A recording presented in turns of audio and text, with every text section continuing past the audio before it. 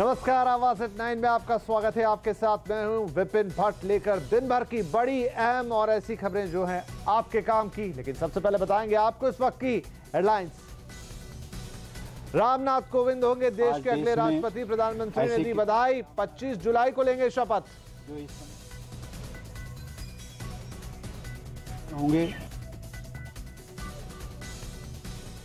RIL के शानदार नतीजे, मुनाफा 12% बढ़ा। जीआरएम भी उम्मीद से ज्यादा। बालाजी टेलीफिल्म्स में 24.9% हिस्सा खरीदेगी रिलायंस। विप्रो की डॉलर आय में खुशी, लेकिन गाइडेंस ने किया निराश। 320 रुपए प्रति शेयर के भाव से करेगी बायबैक। 2000 के नोट की सरकार कम कर रही है सप्लाई। नए नोट छापने का भी नहीं है कोई इरादा। आवाज की एक्सक्लूसिव खबर। कल की शानदार तेजी के बाद आज बाजार में रही सुस्ती। निफ्टी 9,900 के नीचे गया।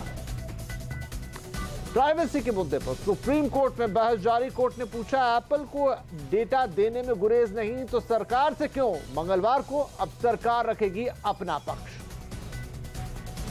आईपीएल टीम को लेकर ईडी ने शाहरुख खान को भेजा समन। कोलकाता नाइट राइडर्स के शेयर कम दाम में बेचने का आरोप।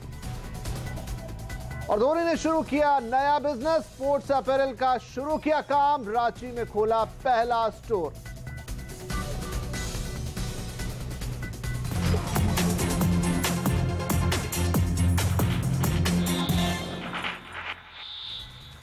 बुलेटिन में सबसे पहले बात रिलायंस के दमदार नतीजों की। आज रिलायंस इंडस्ट्रीज ने पहली तिमाही के शानदार नतीजे पेश किए। कंपनी का न सिर्फ मुनाफा बढ़ा है बल्कि पेटकेम बिजनेस में शानदार प्रदर्शन करते हुए कंपनी ने जीआरएम में भी शानदार बढ़त दिखाई है। इतना ही नहीं, रिलायंस ने रिटेल और टेलीकॉम बिजनेस में भी उम्दा प्रदर्शन किया है। रिलायंस के नतीजों पर बात करने के लिए हमारे साथ हैं अब सीएनबीसी आवाज के मार्केट एडिटर अनिल सिंह भी। अनिल जी, नतीजे ओवरऑल अगर आप देखें, अलग अलग डिवीजन में अगर परफॉर्मेंस देखें तो कैसे हैं? साल की पहली तिमाही में रिलायंस इंडस्ट्रीज ने बेहद दमदार नतीजे पेश किए और मुनाफा अब तक के रिकॉर्ड स्तर पर 9,000 करोड़ के पार पहली बार पहुंचा है। जी हां, 9,100 करोड़ का मुनाफा रिलायंस इंडस्ट्रीज ने दर्ज किया है। और सबसे बढ़िया बात यह कि ये परफॉर्मेंस ऑपरेशनली काफ़ी बेहतर होती हुई दिखी है। खास तौर से जीआरएम्स, बाजार का अंदाजा था कि 10 से 11 डॉलर के बीच में जीआरएम्स रहेंगे, लेकिन जीआरएम्स पिछली तिमाही के 11.5 डॉलर से भी बढ़कर 11.9 डॉलर पर आते हुए दिखे, जो कि कई तिमाहियों के उच्चतम स्तरों पर है। तो रिलायंस ने ग्रोथ रिफाइनिंग मार्जिन में काफ़ी बेहतरीन प्रदर्शन किया, लेकिन जो ऑपरेटिंग परफॉर्मेंस बेहतरीन आई है उसके पीछे सबसे बड़े कारण हैं दो सेगमेंट के, रिफाइनिंग और पेटकेम। इन दोनों ही सेगमेंट से रिलायंस इंडस्ट्रीज ने उम्मीद से काफी बेहतर मुनाफा पेश किया और यहीं से दमदार परफॉर्मेंस आती हुई दिखी है। तो रिलायंस के लिए एक और रिकॉर्ड तिमाही जहां पर जो रिलायंस का core traditional oil and gas business है, पेट्रो जो रिफाइनिंग बिजनेस है, पेटकेम बिजनेस है, उसने बेहद दमदार प्रदर्शन किया है। शुक्रिया। इधर नतीजों पर रिलायंस इंडस्ट्रीज के चेयरमैन मुकेश अंबानी ने कहा है कि आरआईएल ने 9,108 करोड़ के प्रॉफिट के साथ बेहतरीन प्रदर्शन किया है। पिछले साल के मुकाबले मुनाफा 28% बढ़ा है। पेटकेम और रिफाइनिंग बिजनेस में भी शानदार प्रदर्शन रहे हैं। रिटेल बिजनेस में भी 74% की जोरदार ग्रोथ है। इधर जानकार क्या कहते हैं? रिलायंस एनर्जी के नतीजों को शानदार बता रहे हैं। रिस्क कैपिटल के डीडी शर्मा का कहना है कि नतीजों के बाद रिलायंस में जोरदार तेजी दिखेगी और आने वाले दिनों में शेयर 2000 के पार जा सकता है। कल खुलेगा कम से कम 25-30 रुपया ज्यादा, क्योंकि सरप्राइजिंगली पॉजिटिव न्यूज है। कोई भी जीआरएम सुपर एक्सपेक्ट नहीं करता, कोई भी 9,000 करोड़ का प्रॉफिट 9,100 करोड़ का प्रॉफिट एक्सपेक्ट नहीं कर रहा था। तो डेफिनेटली प्लस करेक्शन हो चुका है स्टॉक में। तो मेरे ख्याल से कल 25-30-40 रुपया ऊपर ही। इन्वेस्टर्स के टारगेट, इन्वेस्टर्स के लिए टारगेट 12 महीने का 2000 प्लस। कल तो सर्टेनली एक बार तेज खुलेगा ही, क्योंकि इतनी बड़ी न्यूज़ है। तो मुझे लगता है कि 40-50 रुपया करीब 1600 तक के लेवल्स, कम से कम 1580 से लेकर 1600 के लेवल्स दिख सकते हैं। बाकी मेरे हिसाब से एक बार थोड़ा सा कहीं ना कहीं कूल डाउन होगा।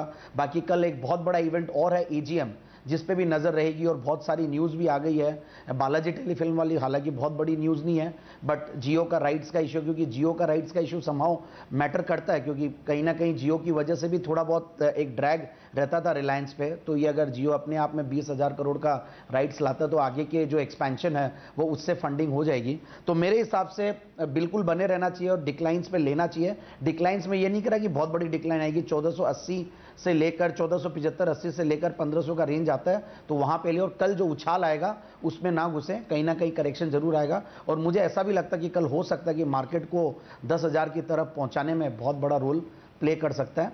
तो बिल्कुल 1580 से लेकर 1600 का रेंज दिख सकता है कल मार्केट में। रिलायंस इंडस्ट्रीज ने बालाजी टेलीफिल्म्स में 24.9% हिस्सा खरीदना है। कंपनी ने अपने तिमाही नतीजों के साथ इस बड़ी डील का ऐलान किया है। इस सौदे के तहत कंपनी 413 करोड़ रुपए में 24.9% हिस्सा खरीद रही है। यह सौदा 164 रुपए प्रति शेयर के भाव पर हुआ है। सौदे के तहत बालाजी टेलीफिल्म्स RIL को 2 करोड़ 52 लाख प्रेफरेंशियल शेयर जारी करेगी। वहीं इस सौदे के बाद बालाजी टेलीफिल्म्स के बोर्ड में RIL के 2 डायरेक्टर शामिल होंगे। बालाजी टेलीफिल्म्स की ज्वाइंट डायरेक्टर एकता कपूर ने कहा कि इस सौदे से दोनों कंपनियों को फायदा होगा। Balaji itself is a content providing company. As a content providing company, it had its knowledge in content for 23 years. With a partner like this, with this kind of distribution muscle, I think it's one of the most smart marriages. और आगे बढ़ें इससे पहले आपको बता दें कि इस वक्त आप जो न्यूज चैनल देख रहे हैं CNBC आवाज, वो TV18 ब्रॉडकास्ट का हिस्सा है, जिसका स्वामित्व रिलायंस इंडस्ट्रीज के हाथों में। इधर आज विप्रो ने भी अपनी पहली तिमाही के नतीजे पेश किए। विप्रो ने पहली तिमाही के नतीजे उम्मीद के मुताबिक दिए हैं। कंपनी को पहली तिमाही में 2082 करोड़ का कंसोलिडेटेड मुनाफा हुआ है। वहीं कंपनी की कंसोलिडेटेड आय 13,025 करोड़ रुपए पर पहुंच गई है। IT सर्विसेज की बात करें तो कंपनी की डॉलर आय में हल्का इजाफा हुआ है और ये 194.8 करोड़ डॉलर से बढ़कर 197.1 करोड़ डॉलर पर आई है। कंपनी के मार्जिन्स में हर जरूर गिरावट आई और ये 18.8% से घटकर 16.82% पर आ गए हैं। हालांकि निराश करने वाली बात यह है कि कंपनी ने अगली तिमाही के लिए अपना गाइडेंस भी घटा दिया है। इधर कल की शानदार तेजी के बाद शेयर बाजार में आज सुस्ती का रुख रहा। अच्छे ग्लोबल संकेतों के बावजूद सीमित दायरे में यह घूमता रहा। अंत में सेंसेक्स 51 पॉइंट और निफ्टी 26 पॉइंट लुढ़ककर बंद हुए हैं। सब बाजार में सबसे ज्यादा दबाव आज बनाया सरकारी बैंक, मेटल और IT शेयरों ने। हालांकि प्राइवेट बैंकों में रौनक देखने को मिली। इसी दम पर एक्सपायरी के दिन बैंक निफ्टी मजबूती के साथ कारोबार करता नजर आया। 2000 के नोट अब पहले की तरह आसानी से नहीं मिला करेंगे, क्योंकि CNBC आवाज को मिली एक्सक्लूसिव जानकारी के मुताबिक सरकार ने 2000 के नोट ज्यादा नहीं छापने का फैसला किया। पूरी खबर के लिए बात करेंगे ब्यूरो चीफ लक्ष्मण रॉय से। लक्ष्मण, 2000 रुपए के नोट को सरकार अब किस तरह से मैनेज करना चाहती है?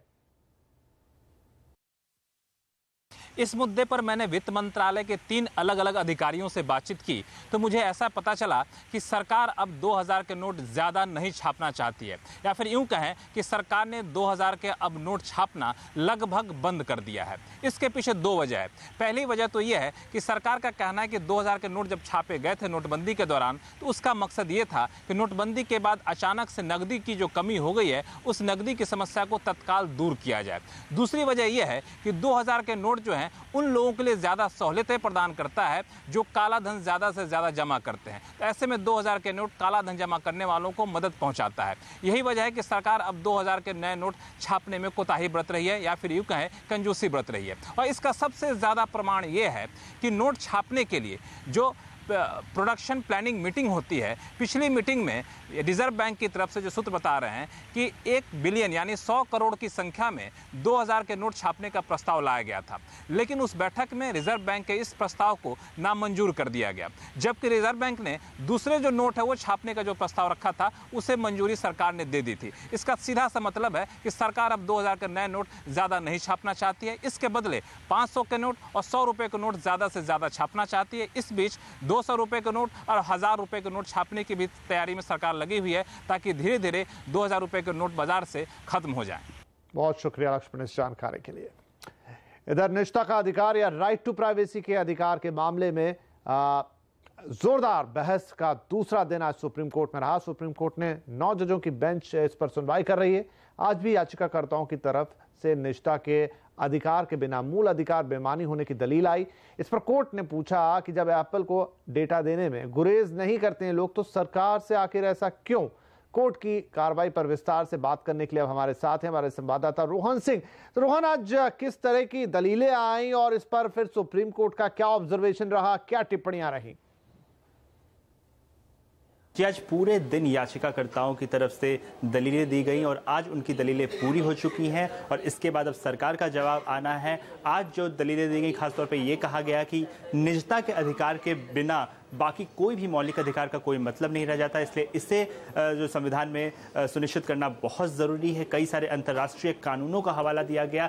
ये कहा गया कि जो भारत का संविधान है वो एक लिविंग डॉक्यूमेंट है और इसलिए जो दुनिया भर में जो अच्छे कानून है उसे हम यहाँ समाहित कर सकते हैं। साथ ही ये भी कहा गया कि 2017 में हम ये डिस्कस कर रहे हैं कि क्या प्राइवेसी का अधिकार होना चाहिए या नहीं, ये अपने आप में एक शर्म की बात है। ये सारी दलीलें याचिकाकर्ता की तरफ से दी गई। कुछ कोर्ट की तरफ से टिप्पणियां भी आई, खासतौर पे जैसे चंद्रचूड़ ने पूछा कि क्या आज के एक ऐसे समय में जब सोशल मीडिया का समय है, डिजिटल एज है, क्या जो एनोनिमिटी है वो बरकरार रखना जायज़ है या कोई गोपनीय तरीके से काम कर सकता है, ये सवाल पूछा। या फिर अगर सरकार आपसे कोई जानकारी मांगती है किसी सरकारी डॉक्यूमेंट के लिए, मसलन पासपोर्ट के लिए, तो क्या आप उसे यह कह के मना कर सकते हैं कि ये मेरी निजी जानकारी है, मैं इसे नहीं दूंगा? ये सवाल पूछे गए थे पेटिशनर से। इसके अलावा जस्टिस नारिमन की तरफ से जो कमेंट किया गया था वो ये कहा गया था कि जो निजता का अधिकार है उसकी सीमा वहीं खत्म हो जाती है जहां से राष्ट्रहित को खतरा शुरू होता है। उन्होंने ये भी कहा कि ये जरूरी है समझना कि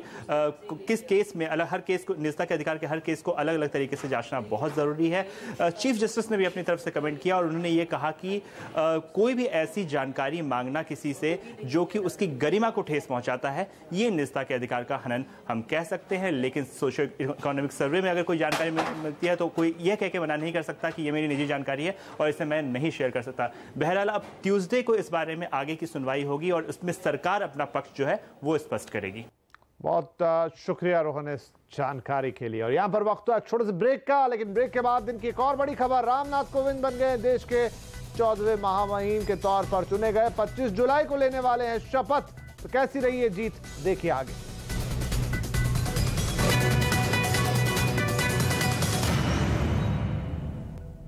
रामनाथ कोविंद होंगे देश के 14वें राष्ट्रपति। एनडीए के उम्मीदवार रामनाथ कोविंद ने यूपीए उम्मीदवार मीरा कुमार को राष्ट्रपति चुनाव में हरा दिया है। इस चुनाव में रामनाथ कोविंद को 66% वोट मिले, वहीं मीरा कुमार को सिर्फ 34% वोट्स पर ही संतोष करना पड़ा। रामनाथ कोविंद 25 जुलाई को राष्ट्रपति पद की शपथ लेंगे।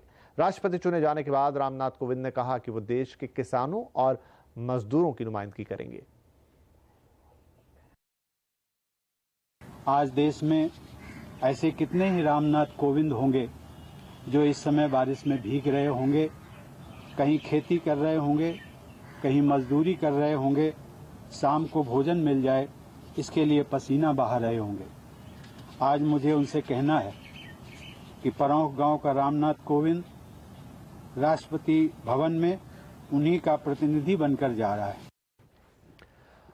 रामनाथ कोविंद कानपुर देहात में एक पेड़ के नीचे चलने वाले स्कूल में पढ़ा करते थे। पिता ने जमीन बेची तो कॉलेज की फीस जमा हो पाई। उनके गांव में पड़ोसियों से लेकर उनके साथ काम कर चुके तमाम लोग रामनाथ कोविंद के बारे में एक ही बात कहते हैं, सादगी पसंद है, वो उसूलों के पक्के हैं। देखिए कानपुर देहात से राष्ट्रपति भवन तक रामनाथ कोविंद का ये सफर।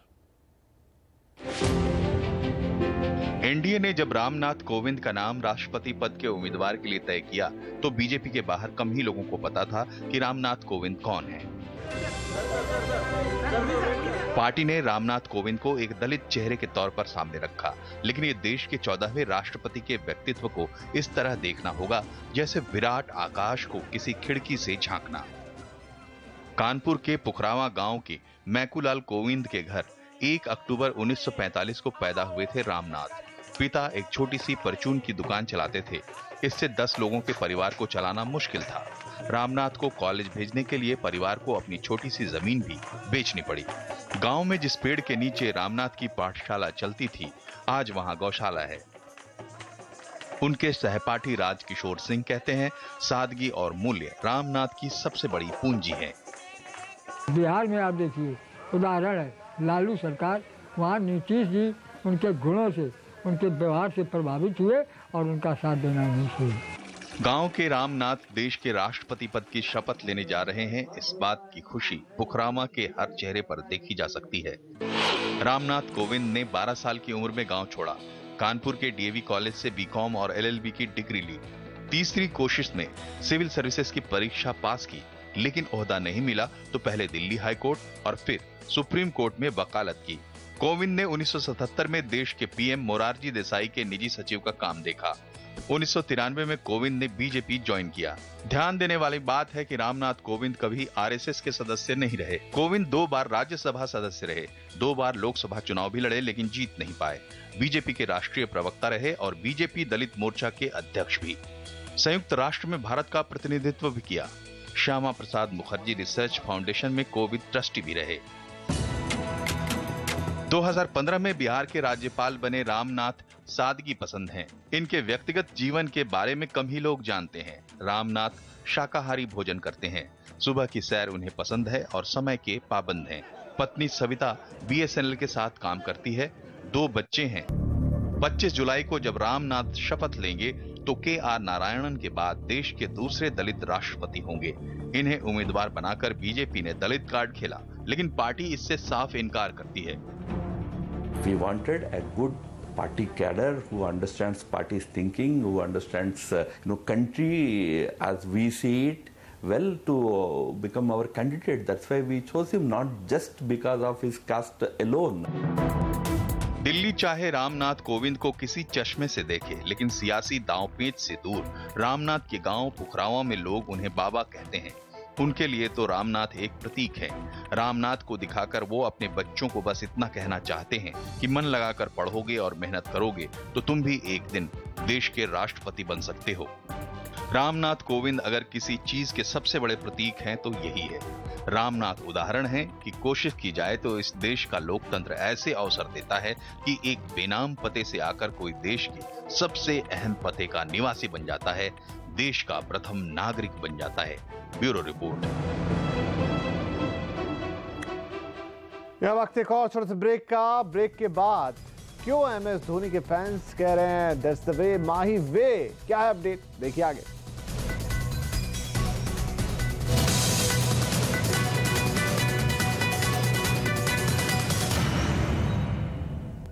कोलोकेशन के मामले को निपटाने के लिए NSE ने सेबी में अर्जी दाखिल कर दी है। तो क्या है ये पूरा मामला और इसे सुलझने से NSE को क्या फर्क पड़ेगा या फायदा होगा, इस पर बात करने के लिए अब हमारे साथ जुड़ रहे हैं CNBC आवाज के मार्केट एडिटर अनिल सिंघवी।